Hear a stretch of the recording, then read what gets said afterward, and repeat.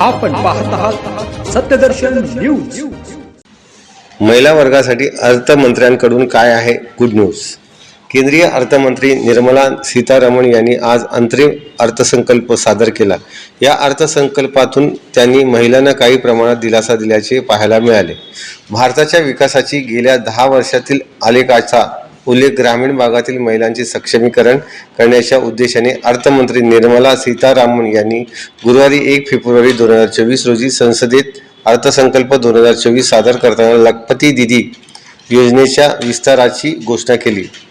अर्थमंत्र्यांनी सांगितले की लखपती दीदी योजनेचे उद्दिष्ट जे सुरुवातीला 2 कोटी महिलांचे होते ते 3 कोटी महिलांपर्यंत वाढवण्यात आले आहे, तर सध्या 1 कोटी महिला लखपती झाल्याचे त्यांनी स्पष्ट केले। केंद्र सरकार संसदेत महिलांना आरक्षण देण्यासाठी कायदा आणल्याची माहिती अर्थमंत्र्यांनी बजेट भाषणात देत पीएम आवास योजनेअंतर्गत 70% घरं महिलांना देण्याचेही त्यांनी जाहीर केले।